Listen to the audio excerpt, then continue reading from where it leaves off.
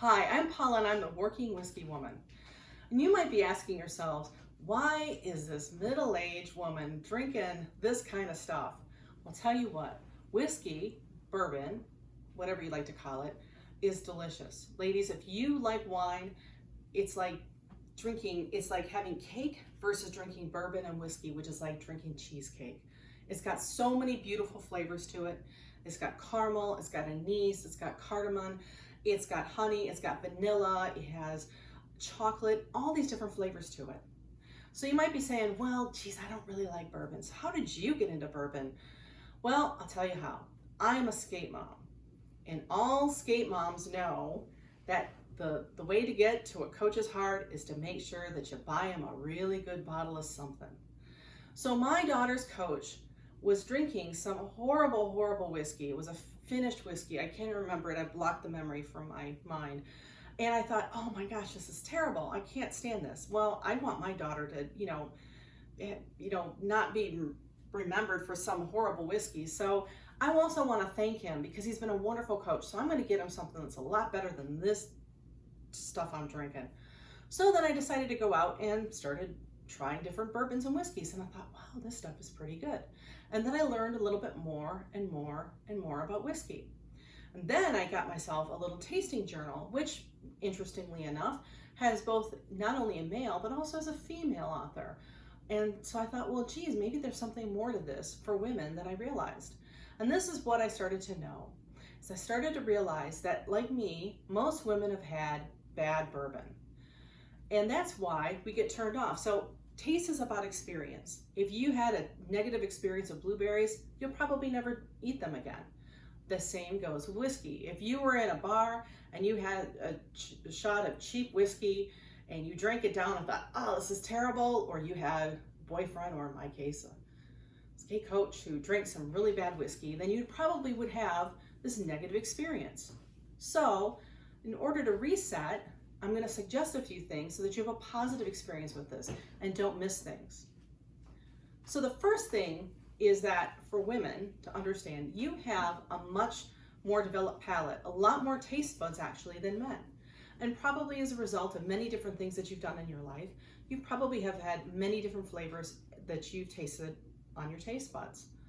So that basically lends itself to being a lot more susceptible to off flavors and off colors and things like that. But it also allows you to taste a lot more nuances of whiskey and bourbon.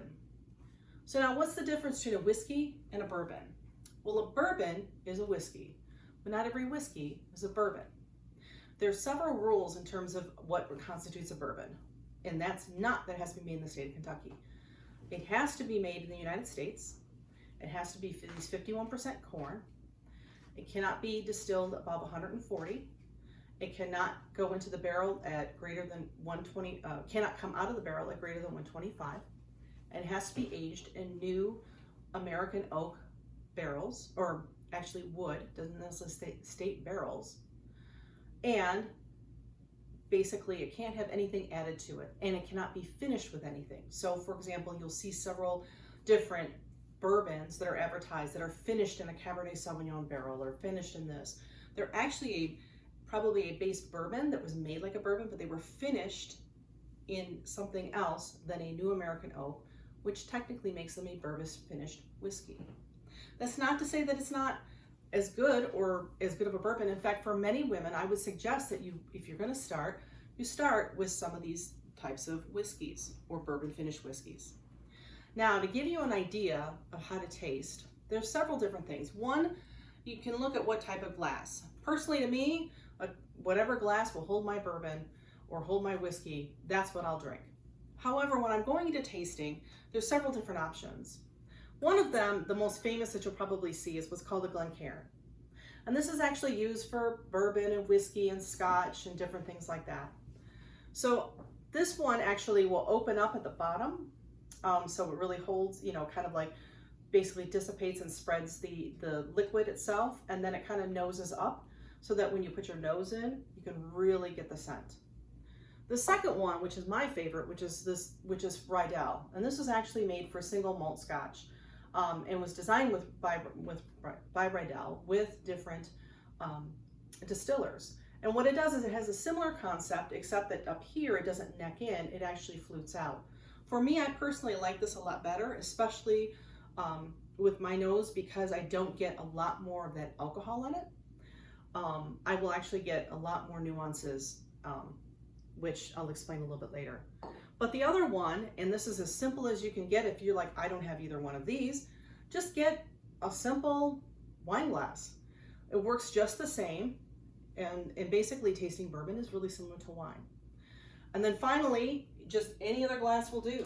I mean, my daughter bought me this one from Sun Valley, and I love it. It's one of my favorites. I use it for either straight neat or I use it with ice.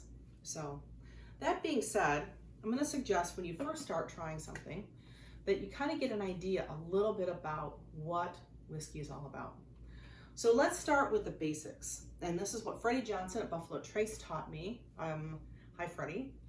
And this is a great way of understanding the nuances of where a lot of the flavor comes from.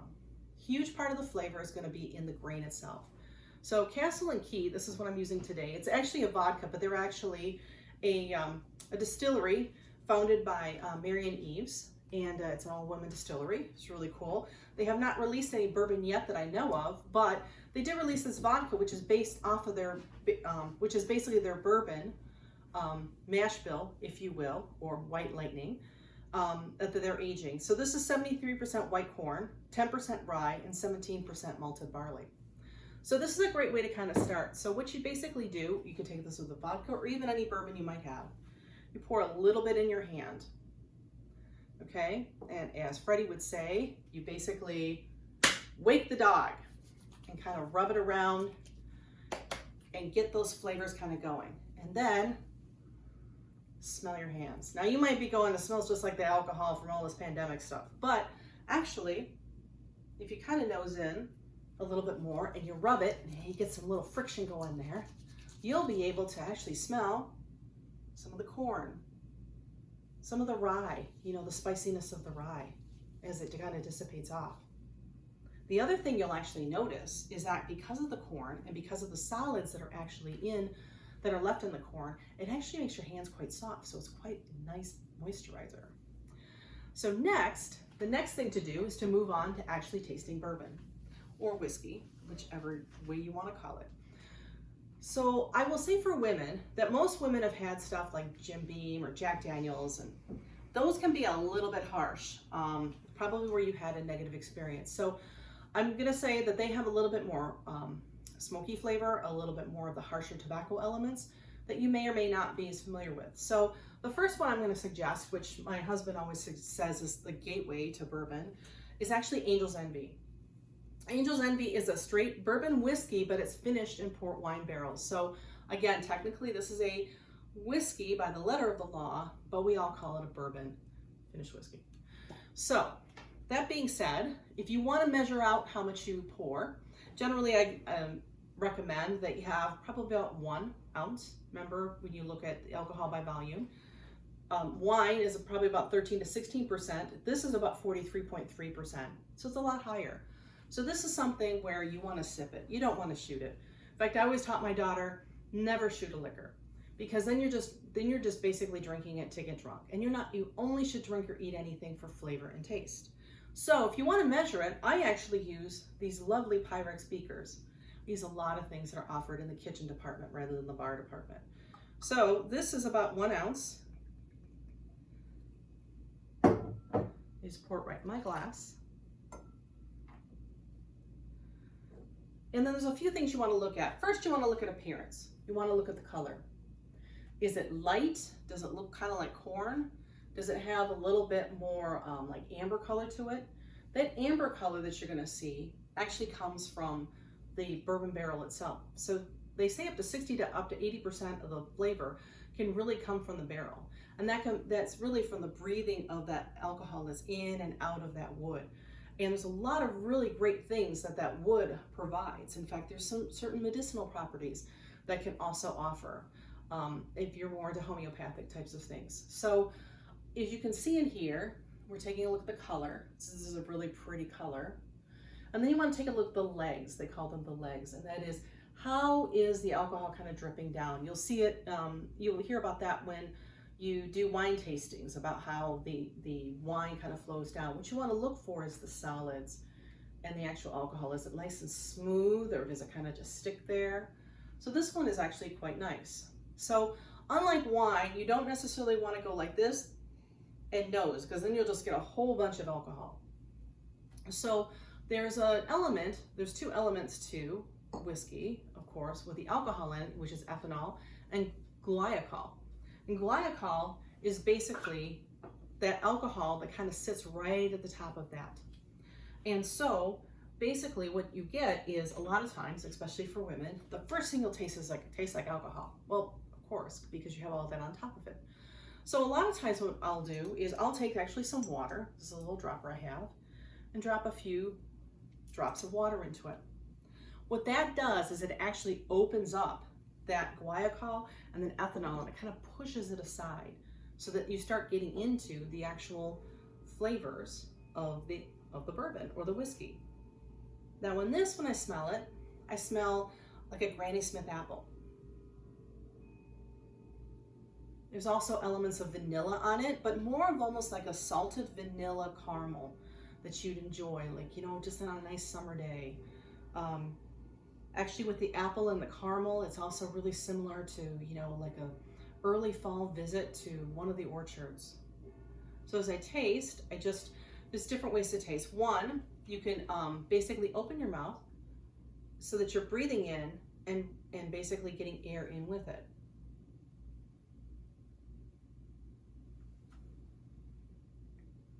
And that also helps as well. The other thing too is it helps to dilute. The other thing that we were taught by, again, the great Mr. Freddie Johnson, is to basically put a little bit of bourbon in your mouth,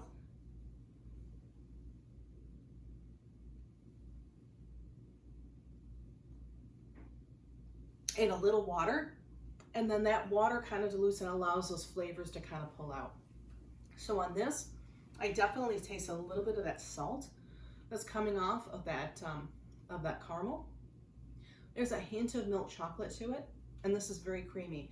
And I think a lot of those sweeter flavors are coming from that the port barrel finish on this. So that can be really, really pleasing. The other thing that I found as a woman is I enjoy personally putting my alcohol, or I will say my bourbon or whiskey, on ice.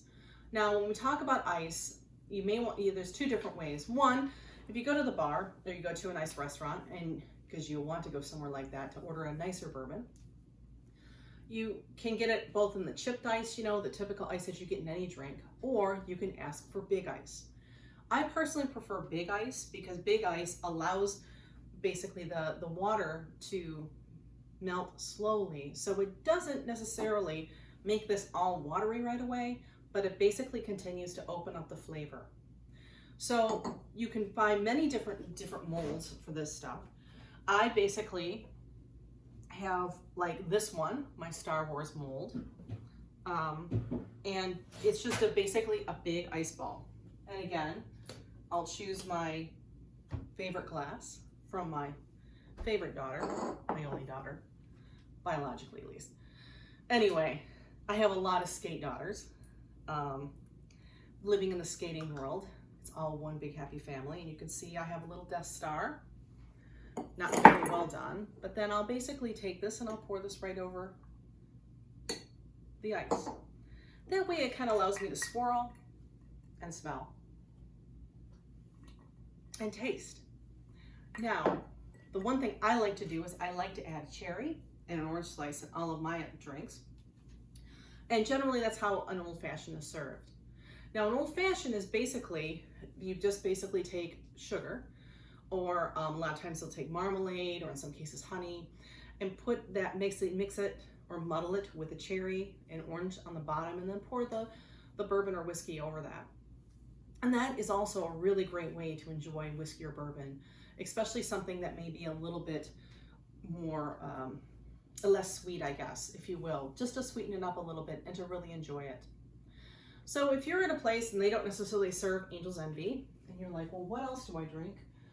A couple of other easier options that most likely you're going to find at the bar are going to be Buffalo Trace, which is a really, really nice, actually cheaper priced bourbon, cheaper to medium price. This is actually one we did as a single barrel pick with Napa Valley Beverage. The other one that you'll find at most upscale bars, that will be their well bourbon or their well whiskey, is actually going to be Old Grandad. Now you might think, Old Grandad, that sounds like it doesn't taste good. Well, in actuality, it really does. And one of the things it says on here is bonded. So there is a type of whiskey, or a type of bourbon actually, called Bottle and Bond. And that has even stricter rules as a result of the 1897 Bottle and Bond Act. So it not only makes sure that the whiskey itself has been, proofed and it's been aged properly, it also makes sure that it's been aged for 4 years and that what you're getting is a really good quality product. I've generally found that even other manufacturers or different bourbon houses or whiskey houses where there are other whiskeys that I don't like of them, I generally will not find a Bottle and Bond bourbon that I don't like. So that's basically what I have for today. So I hope you ladies will give bourbon another shot, another try. It's very good. Again, if you don't like bourbon, it's because you've had bad bourbon. So go and enjoy some whiskey, and cheers.